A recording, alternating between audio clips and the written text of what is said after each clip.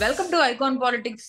ఒక ప్రముఖ వ్యక్తి గురించి మనం ఇలా మాట్లాడడం మనకి ఏ ప్రయోజనం లేకపోయినా గానీ దేశం అంతా రాష్ట్రం అంతా మాట్లాడుకుంటున్నారు కాబట్టి, ఎందుకంటే ఆయన ఇంటి వివాదం ఆల్రెడీ రోడ్డు మీదకి వచ్చేసింది, డిబేట్లో చర్చనీయాంశం అయిపోతుంది. ఎందుకు ఇంత పెద్ద మనిషికి ఇలా జరుగుతుంది, ఎందుకు ఇన్ని వివాదాలు చోటు చేసుకున్నాయని చెప్పి కొన్ని రాజకీయ కోణాలు కూడా లేవనెత్తుతున్నారు సార్ దీంట్లో. ఎలా అంటే ఆ, ఆ, భూమారెడ్డి ఆ, భూమారెడ్డి గారికి, మోహన్ బాబు గారి కుటుంబానికి వివాదాలు ఉన్నాయి గతంలో. సో అందుకనే వీళ్ళకి పడట్లేదు, అందుకనే చిన్న కోడల్ని యాక్సెప్ట్ చేయలేకపోతున్నారు మోహన్ బాబు గారు అని చెప్పి కూడా దీంట్లో రకరకాల కోణాలు వినిపిస్తున్నాయి. అయితే ఈ అంశంలో మనం మన సీనియర్ పొలిటికల్ అనలిస్ట్ అడ్స్మిల్ గారు మనతో పాటు ఉన్నారు. ఆయన అడిగి మిగతా విషయాలు తెలుసుకునే ప్రయత్నం చేద్దాం. నమస్తే సార్. నమస్కారం. సార్, మోహన్ బాబు గారు మన అంటే ఆయన ఇంటి వివాదం మన ఎవ్వరికి ఉపయోగం లేదు. ఇదేమి పెద్ద రాష్ట్ర సమస్య ఏం కాదు. కాకపోతే ఆ, ఒక పెద్ద వ్యక్తి ఇలా మొత్తం ఆయన పరువంతా తీసుకెళ్లి గంగలో పోసేసుకున్నట్టు అయిపోయింది. అసలు దీని అంతటికి రీజన్ ఏంటి? ఆయన ఇంట్లో గొడవలు ఆయన చక్కబెట్టుకోలేకపోతున్నారంటారా? ఇప్పుడు నాకు ఒక అభిప్రాయం ఉండేదండి గతంలో మోహన్ బాబు గారి మీద.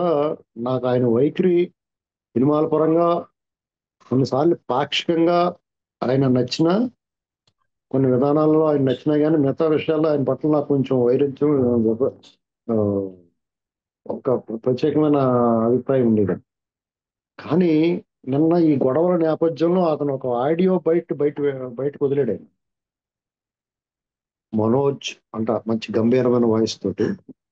అది విన్న తర్వాత నాకు మోహన్ బాబు గారి మీద సాఫ్ట్ కార్నర్ ఏర్పడింది, నిజంగా చెప్తాను. అంటే అది వెనక ముందు ఏంటి గొడవ, వీళ్ళు ఎందుకు ఇలా పడుతున్నారో, సెలబ్రిటీ స్థాయిలో ఉండి ఒక నటుడిగా ఒక 50 సంవత్సరాలుగా ఆయన అష్ట కష్టాలు పడి ఆయన సినిమా జీవితంలో ఆయన లైఫే ఒక బయోపిక్ అండి. ఆయన లైఫ్ ను బయోపిక్ తీయొచ్చు.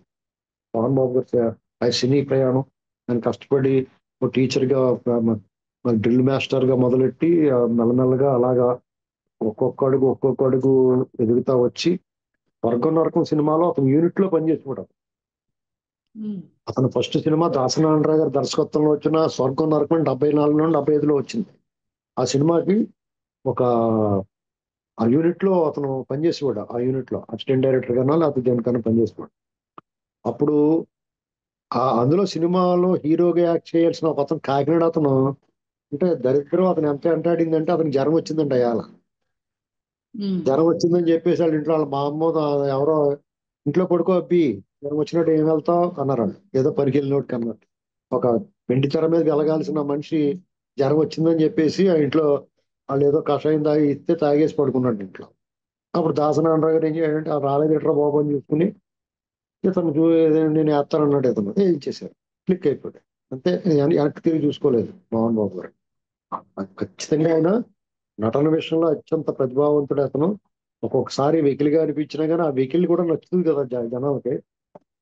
అలాగలాగా మెల్లమెల్లగా ఆయన దాసనారాయణరావు గారు అతను హీరో చేశాడు. కేటుగాడు అనే సినిమా ద్వారా అతన్ని విలన్ నెగిటివ్ ఛాయలు ఉన్న పాత్ర అయినా సరే అతను హీరోగా ఎస్టాబ్లిష్ అయ్యాడు. తర్వాత ఆయన సొంతంగా బ్యానర్ పెట్టుకున్నాడు, అనేక సినిమాలు తీశాడు, చాలా సినిమాలు తీశాడు.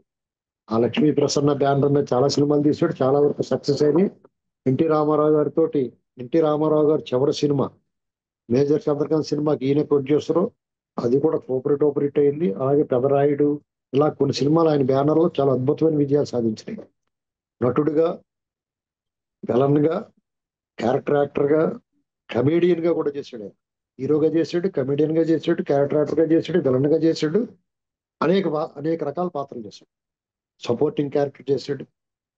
అన్నిటిలోనూ ఆయన తన వరకు చాలా ప్రతిభావంతంగా ఆయన నిరూపించుకున్నాడు. ఆయన ఆ విషయంలో ఆయన మన పేరెట్ల. అలాగే నిర్మాతగా గత హీరోగా ఉన్నప్పుడు ఆయన క్రమశిక్షణ, డిసిప్లిన్ అనేటువంటి దాన్ని కూడా మనం తుప్పట్లేం. ఆయన ఆ రకంగా ఉండబట్టే ఆయన సినిమాలు సమయానికి షూటింగ్ పూర్తి చేసుకుని రిలీజ్ అయ్యి ఎవరికి పెట్టినా కొట్టినా నువ్వే అన్నట్టుగా ఆయన శుభ్రంగా బాగా క్రమశిక్షణలో పెట్టి కూడా అవసరమైతే దండించేవాడు. దానికి తగ్గట్టుగా వాళ్ళకి ఏం కావాలో అది పూర్తిగా కూడా ఎక్కడ డబ్బులు ఎగ్గట్టకుండా, మోసం అనేటువంటిది లేదు. మోహన్ బాబు ఆయన లైఫ్ లో ఎవరిని మోసం చేయలేదని చెప్పి చెప్పుకుంటారు. అది ఎంతవరకు నిజమో వెనకాల ముందు మనకు పూర్తిగా తెలియదు. ఆ మాట అయితే ఉంది. ఆయన నష్టపోయిన సినిమాలు తీసుకుని, లేకపోతే ఆ డబ్బు ఎలాగ వచ్చిందంటే అది వేరే కథ. అందరికి ఎలాగ వచ్చిందో అలాగ వచ్చి ఉండొచ్చు. ఒక్కొక్కళ్ళకి రోడ్డు మీద దొరికితే కొంతమంది ఎవరో ఒకళ్ళు లాగేసుకుంటే, కొంతమంది కష్టపడి సంపాదించుకోవచ్చు. ఇలా రకరకాల మార్గాల్లో వస్తుంది డబ్బు. ఇప్పుడు జగన్మోహన్ రెడ్డిని అడుగుతున్నామా నీకు ఎలాగ వచ్చిందని, మాకు వచ్చిందయ్యా మేము కష్టపడి సంపాదించామని చెప్తున్నాడు. ఇప్పుడు అతను ఏం మాట్లాడుతున్నాడు ఇప్పుడు? ఒక అబద్ధవాడు ఉంటే బాగుండేది, నువ్వు ఇంత నిజాయితీగా ఉన్నావు, నీలో నాకు నచ్చలేదు అంటున్నారు వాళ్ళు ఎమ్మెల్యేలు. ఈ నిజాయితీగా ఉండడం వాళ్ళకి నచ్చలేదంట. ఇలాంటివన్నీ విని మనం బతుకున్నామంటే అసలు మనం మామూలుగా అసలు ఈ ఈ అంత విచిత్రమైన సృష్టిలో ఇలాంటివి కూడా వినాల్సిన రోజు వస్తుంది అనుకుంటాం మనం. అలాగే ఏదో రకంగా వచ్చి ఉండొచ్చు. అలాగే వాళ్ళిద్దరు కుటుంబం, వాళ్ళ అమ్మాయి కూతురు, ఇద్దరు మగ పిల్లలు, 2 పెళ్లిళ్ళు ఆయనకి. ఆ వాటి మీద కూడా వివాదాస్పదమైన అంశాలు ఉన్నాయి. ఏదైనా అవనివ్వండి, ఆ కుటుంబంలో గొడవ, ఇద్దరు అన్నదమ్ములు, ఒక తండ్రి, ఇద్దరు కొడుకుల మధ్య ఉన్న వైరుధ్యం, విభేదాలు, వాళ్ళ వైవాహిక జీవితాల్లో కూడా విష్ణు బ్రహ్మాండంగా కాపురం చేసుకుని ముగ్గురు నలుగురు పిల్లల్ని కనేది అంటే బ్రహ్మాండంగా ఉన్నట్టే వాళ్ళ లైఫ్. అలాగే ఇప్పుడు ఇతను మనోజ్ కూడా ఒక అమ్మాయి ముళ్ళని పెళ్లి చేసుకున్నాడు, తర్వాత విడాకులు తీసుకున్నాడు, ఇంకొక అమ్మాయిని పెళ్లి చేసుకున్నాడు. ఆ అమ్మాయి కూడా రాజకీయ నేపథ్యం, భూమా నాగిరెడ్డి గారి అమ్మాయి.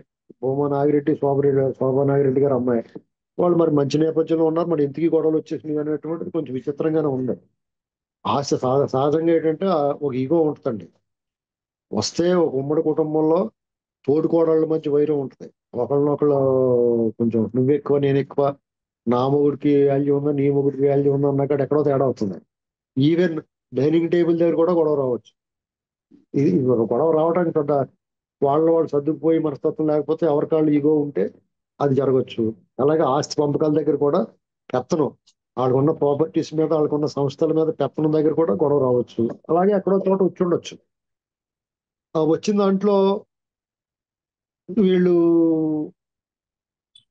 మనోజ్ వాళ్ళు మనోజ్ మీదే 1, 2 సార్లు దాడి జరిగినట్టుగా వార్తలు వచ్చినాయి గతంలో. ఇప్పుడు అతను తిరగబడ్డాడు. మొత్తం మీద చిలికి చిలికి గాలివాన అయిపోయి చిన్నగా వచ్చిన వార్త నిన్న రాత్రి అయితే ఏకంగా పెద్ద ప్రహసనం.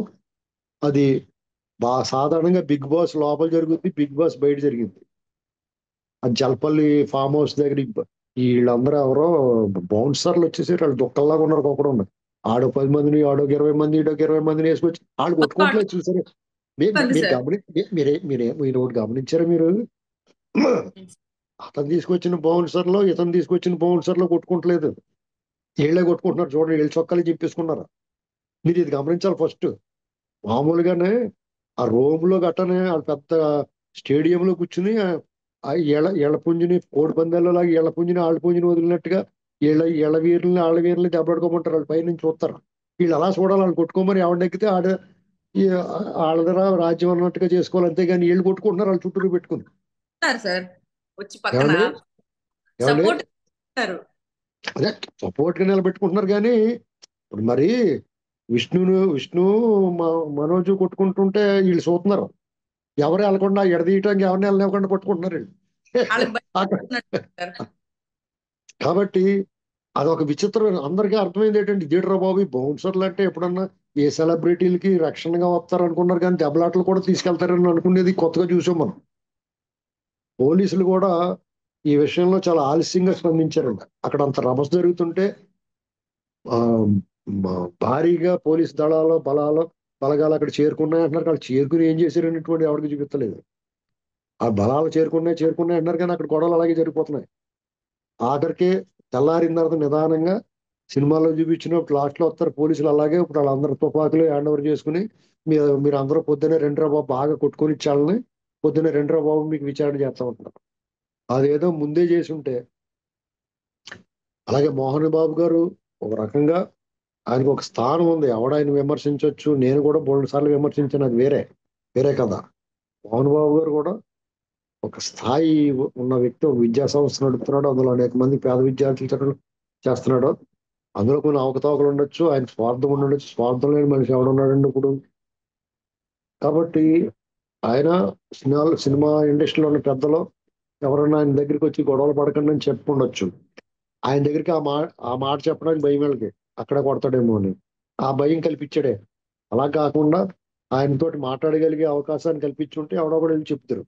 లేదా ఆయన సన్నిహితులు కూడా మంది, నాగార్జున గారు ఆయన ఫ్రెండ్, అలాగే బాలకృష్ణ గారికి మాటలు ఇద్దరు అంటారు, విష్ణు మనోజ్. ఇలాగ ఎవరో ఒకరిని పిలిచి ఏమన్నా కొంచెం సెటిల్ చేయండి ఈ వ్యవహారాన్ని, మీరు చెప్తే వింటారు వీళ్ళు అని చెప్పొచ్చు. తప్పే ఉంది అందులోనూ. కుటుంబం విషయం కదా, బయటకు అలరాకుండా ఎవరో ఒకరు పెద్ద మనిషి కింద పెట్టుకుని బాలకృష్ణ గారు లాంటి వాడు చెప్తే చచ్చినట్టు వింటారు ఎవడన్నా. కాబట్టి అలాంటిది ఏదో చేసి ఉండాల్సింది. చేసి ఉంటే డెఫినెట్ గా న్యాయం జరిగేది. ఆ గొడవ లేకుండా సద్దుమణిగేది. ఏదో కొంచెం ఎక్కువ తక్కువ ఉంటే సరి చేసుకుంటారు. అలా కాకుండా ఈ రోడ్డు మీద పడిపోయినప్పుడు ఇలా అందరికీ మిఠాయి పొట్టంలో దొరికేసింది. ఇది పెద్ద వార్త అయిపోయింది. ఎవరికి తోచిన విశ్లేషణలు వాళ్ళు చేసేస్తున్నారు. నేను కూడా మాట్లాడేశాను. I'm very sorry. ఎందుకంటే కొన్ని విషయాలు, కుటుంబ విషయాల్లో మీడియా కానీ మళ్ళాటోళ్ళు కానీ వాళ్ళ కుటుంబ విషయాల జోలికి వెళ్ళి మాట్లాడకూడదు. ఎందుకంటే వాళ్ళకి ఏం సమస్య ఉందో మనకి ఏం తెలుసండి. అలాగంటే ఒక సెలబ్రిటీలు ఆటోమేటిక్ గా వ్యూవర్షిప్ ఉంటుందని చెప్పి మీడియా కూడా వాళ్ళ మీద ఆసక్తి చూపిస్తారు. నిన్న ఒక మీడియా పర్సన్ ఆయన కొట్టాడు మోహన్ బాబు గారు. విచిత్రంగానే మీ మోహన్ బాబు గారు లేకపోతే మంచి మనోజ్, విష్ణు వీళ్ళ గొడవ వదిలేసి వాళ్ళ మీద నెగిటివ్ గా నడిచిన ట్రెండ్ అంతా భలే కొట్టారు అంటున్నారు. చూసారు మీరు? అందరూ అవును. ఓరెత్తిపోతుంది ట్విట్టర్ గట్టనే. భలే కొట్టారు రా అంటున్నారు. మీకు ఎందుకు వాళ్ళ ఇంట్లో గొడవలు, మీకు పని ఏంటి? వాళ్ళు ట్రెస్ ఉమ్, పాసింగ్ చేయటం కదా, మీరు కాంపౌండ్ లోకి వెళ్ళి వాళ్ళ జీవితంలో మీరు వేలు పెట్టడం ఏంటి అని చెప్పేసి తిరిగి మీడియాని విమర్శిస్తున్నారు. యాక్చువల్ గా ఉమ్, మీడియా అనేటువంటిది పరుడై, ఎప్పుడు కూడా మనకి మీడియా లేకపోతే చాలా దుర్మార్గాలు జరుగుతాయండి. అది ఒక్కొక్కసారి అంత మంచి జరుగుతుందో అంత చెడు కూడా జరుగుతూ ఉంటుంది. ఒక్కొక్కసారి వాళ్ళు తెలియకుండానే కొంత ఆ, అవతల వాళ్ళ జీవితాల్లో ప్రభావం చూపించేస్తుంది. అలాంటి కార్యక్రమంలో పాపం అతని కుర్రోడికి మీడియా ప్రతినిధికి ఒక ఆయన దెబ్బలు తగిలేసినాయి. ఆ మోహన్ బాబు గారు కూడా కొంత సమయం పాటించి ఉండాల్సిన, అంత దారుణంగా అటాక్ చేసి ఉండాల్సింది కాదు. కానీ విచిత్రంగా ఆయన అలా కొట్టినందుకు భలే కొట్టాడు అంటున్నారు. జనం అభిప్రాయం ఎలా ఉంటుందో చూడండి. ఉమ్. మీకు సింపతి ఆ దెబ్బలు తిన్నవాడికి రావట్లేదు. మీరు భలే కొట్టారని ఆయన పొగుడుతున్నారు. అంటే మీడియా మీద జనాల్లో అంతర్గతంగా ఒక కోపం ఉందన్నమాట. అవును ఇది సార్. గమనించుకోవాలి ఇక్కడ. దాన్ని గమనించుకుని ఆ మీడియా ప్రతినిధులు కూడా చాలా జాగ్రత్తగా వ్యవహరించాలి. వాళ్ళు మీడియాకి సంబంధించి, మీడియా అనేటువంటిది ఒక రకంగా ప్రజల తాలూకు గొంతు అది. ఆ గొంతుని వాళ్ళు జాగ్రత్తగా సవరించుకుని మాట్లాడాలి తప్ప ఏది పడితే అది పాడేరనుకోండి గొంతుకు పోద్ది. ఇంకోటి ఏంటంటే మోహన్ బాబు గారు ఒక వీడియో రిలీజ్ చేశాడు. ఒక ఆడియో రిలీజ్ చేశాడు మనోజ్ని ఉద్దేశించి. అది విన్న తర్వాత డెఫినెట్ గా ఒక రకమైన సానుకూలంగా మోహన్ బాబు గారు పాత్ర మీద మనందరికి సింపతి వస్తుంది. ఒక తండ్రిగా ఆయన ఇటు చెప్పలేని పరిస్థితుల్లో, గట్టిగా దండించలేని పరిస్థితుల్లో, కఠినమైన నిర్ణయం తీసుకోలేని పరిస్థితిలో ఉన్నాడు ఆయన. ఆ రకమైన కొడుకు పట్ల ఆ అనురాగం ఉంటది. అలాగే ఆగ్రహం ఉంటది. ఈ రెండాటిని బ్యాలెన్స్ చేసుకుంటూ ఆయన అడుగులు తడబడ్డాయి. దాని ఫలితమే ఈ గొడవ. ఆయన పదే పదే మనోజ్‌ని ఆళ్ళ భార్య గురించి నీ భార్య వల్ల నువ్వు తాగుడుకి బానిస అయిపోయావు. మీరిద్దరు తాగేసి మాట్లాడుతున్నారు అని చెప్పేసి అన్నాడాయన. ఆ విషయం కూడా గమనంలోకి తీసుకోవాలి. ఇది మద్యపానం, మితిమీరిన మద్యపానం ఒక్కొక్కసారి మనుషులు విచక్షణ కోల్పోయేలా చేస్తదండి. ఏం మాట్లాడుతున్నారో ఆళ్ళకే తెలియకుండా పోతా ఉంటది. ఇలాంటియన్నీ అనవసరంగా రచ్చకెక్కి కుటుంబం పరువు పోయిందంటే కుటుంబానికి పరువు ఉందా అనేవాళ్ళు కూడా ఉంటారు. ఎందుకుండదండి? ఎవరికి ఉమ్, ఉండాల్సిన పరువు వాళ్ళకుంటది. వాళ్ళు ఎవడి ఆస్తులు కొట్టేయలేదు. పైగా ఆహ్, కులం విషయంలో కూడా ఆయన మీద ద్వేషించాల్సిన అవసరం లేదు. ఆయన కులాలకు అతీతంగా ఉంటాను నేను. నా కుల ఫీలింగ్ లేదని చెప్పాడాయన. ఎవరో కూడా ఆయన మొయ్యరు. అలాగే ఆయన ద్వేషించాల్సిన అవసరం లేదు. రకరకాల వివాదాల్లో ఆయన ఉన్నాడు. గతంలో చిరంజీవి గారికి ఆయనకి మధ్య వివాదం ఉంది. వాళ్ళిద్దరూ కౌగిలించుకుని దెబ్బలాడుకున్న వాళ్ళందరినీ సన్నాసులు చేశాడు. ఆళ్ళ తరపుని, ఈళ్ళ తరపుని వాదోపవాదాలు, ట్రోలింగులు చేసుకున్న వాళ్ళందరినీ కూడా ఒకేసారి ఇద్దరు కలిపి సన్నాసులు చేశారు ఆళ్ళందరిని. కాబట్టి నేను ఇందాక చెప్పినట్టుగా శాశ్వత శత్రువులు ఉండరండి. ఎప్పటికప్పుడు కలుసుకుంటారు. వాళ్ళిద్దరూ కూడా కలిసి చాలా సినిమాలు చేశారు చిరంజీవి గారు, మోహన్ బాబు గారు. తర్వాత వైరాత్యాలొచ్చినియి. ఏదో సినిమా ఫంక్షన్‌లో ఒకళ్ళ మీద ఒకళ్ళు మోహన్ బాబు గారు ఏదో అన్నాడని చిరంజీవి గారు అప్పుడు చాలా గొడవలయినియి. తర్వాత అంతా సర్దుకున్నారు. ఇక ఈ విషయంలో మనం పోలీస్ దాకా ఎళ్ళిపోయింది కాబట్టి ఒక లాజికల్ ఒక పరిష్కారం వస్తదండి. కానీ ఇంత జరిగిన తర్వాత మోహన్ బాబు గారికి మెడకు చుట్టుకోబోయేదేంటంటే మీడియా ప్రతినిధిని కొట్టారు కదా! ఆ మైక్ ఇచ్చుకొని అది తగులుకుంటది బేరం. అంటే ఇప్పుడు ఆ కేస్ పెడతాడది. ఫ్రాక్చర్ అయింది. ఇంజ్యూరీస్ అయినాయి కాబట్టి ఆ కేస్ కొంచెం సీరియస్‌గానే ఉంటది. ఇప్పుడు ఈళ్ళకి ఈ గొడవలతో పాటు అనవసరంగా రచ్చకెక్కడం, మోహన్ బాబు గారు కొంచెం అవమానమే ఆ ఫ్యామిలీకి. తర్వాత దానికి అదనంగా బోనస్‌గా ఈ ప్రతినిధి కేసు ఉపసంహరించుకోవడానికి మరి ఆళ్ళిద్దరు కూర్చొని పరిష్కారం వైపు వెళ్తారా? లేదా కేసు ఆళ్ళు నడిపిస్తారా? కేసు నడిపిస్తే మోహన్ బాబు గారు బెయిల్ తెచ్చేసుకుని ఏదో రకంగా పడతాడు. కానీ ఆ ప్రతినిధి కూడా నష్టపరిహారం, వైద్య ఖర్చులు, తర్వాత అతను ఏమైనా ఇస్తే అది సామరస్యంగా పెద్దలు పరిష్కరించాలి. ఈ లోపల మీడియా మీద దాడి జరిగిందని చెప్పేసి రవిప్రకాష్ గారు లాంటి వాళ్ళు మనిషివా మోహన్ బాబు అని ట్వీట్లు పెట్టేస్తున్నారు. ఇలాంటి కొంచెం సంయమనం పాటించాలి. రవిప్రకాష్ గారు ఒక ఉద్యోగిని కాళ్ళు పట్టించుకున్నాడు. ఆయన మర్చిపోతారు ఎవడన్నా, అప్పుడు పెద్ద గొడవ చేశారు. ఒక ఆయన చెప్పు తీసి కొట్టాడు. ఇవన్నీ ఇలాగే ఉంటాయండి. మన దాకా వచ్చిన వాడికి వేరేగా ఉంటాయి. వీళ్ళు మాత్రం కరెక్ట్గా ఉన్నారా? మీడియాలో ఎంతమందిని ఈదిలోకి ఏడవలేదండి, ఉన్నాయి లేనిది చెప్పేసి ఒకటి చూపిస్తారు మీరు, తర్వాత మళ్ళీ అది ఏమైందో కూడా దాని గురించి ఎత్తరు. ఇలాంటివన్నీ చేస్తారు. అంచేత సమయం పాటించాలి. ఆ విషయంలో ఒకరి మాట అనేటప్పుడు ఆయన కొట్టడం తప్పే. ఖచ్చితంగా మీడియా మీద దాడి చేయడం అనేటువంటి 100%, 100% తప్పు. ఆ సమయం పాటించాలి. మీ ఒకవేళ ఆ మీడియా చూపించడం వల్లే మీకు న్యాయం జరుగుద్దేమో అది చూసుకోవాలి. లేదంటే ప్రపంచానికి ఏం తెలుస్తుంది? మిమ్మల్ని అక్కడ మనోజ్ తీసుకొచ్చిన బౌన్సర్లు అందరూ కలిసి కుమ్మేశారు మిమ్మల్ని, మోహన్ బాబు గారిని. అది చూపించాలంటే కూడా మీడియా ఉండాలి కదా. తర్వాత మేమేం కొట్టలేదని చెప్పేస్తారు, ఒక అబద్ధం ఆడేస్తారు. అది దృశ్యాలు ఉంటే చూస్తారు అందరూ. కాబట్టి ఇది ఏదైనా ఎవరిది తప్పు ఎవరిది ఒప్పు అని చెప్పలేమండి. ఈ విషయంలో ఇది పూర్తిగా తగాదా వరకు వస్తే కుటుంబందే, వాళ్ళే పరిష్కరించుకోవాలి, ఎవ్వడం వల్ల కాదు. ఏమన్నా వాళ్ళు ఇతర మాట విని ఎవరి మాటన్నా ఇద్దరు వింటారనుకుంటే అటువంటి వ్యక్తులు ఆ, రాఘవేంద్రరావు గారు, బాలకృష్ణ ఇలాంటి వాళ్ళు పెద్దలు ఉన్నారు ఆ ఇండస్ట్రీకి సంబంధించి. అలాగే కుటుంబానికి సన్నిహితులుగా ఉండేవారు. అలాంటి వాళ్ళు మాట వింటారు వాళ్ళు. కాబట్టి వాళ్ళ దగ్గర ఆ పరిష్కారం కోసం ఒక చిన్న పంచాయతీ పెట్టుకుంటే వాళ్ళే తేల్చి పడేస్తారు. ఇద్దరికి చెప్తారు, గొడవ పెట్టుకోకుండా బాబు అని. అది చేసుకోవాలి వాళ్ళు. పోలీసు దాకా వెళ్ళింది కాబట్టి పోలీసులతో వ్యవహారం కూడా చాలా వరకు సర్దుకోవచ్చు.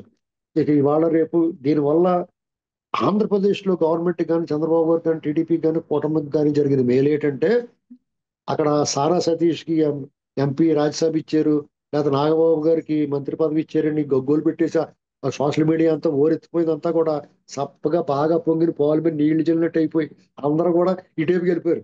ఇదోటి అంటే గుడ్డిలో గుడ్డిలో మెల్ల, బ్యాట్లో గుడ్డి అంటే ఇది వాళ్ళకి మరీ జరిగింది. ఎంకి పెళ్లి సుబ్బి చావుకు వచ్చినట్టుగా ఇక్కడ వీళ్ళ గొడవ వాళ్ళ మేలు జరిగింది. అది right sir. Thank you so much sir. తిరిగి మళ్ళీ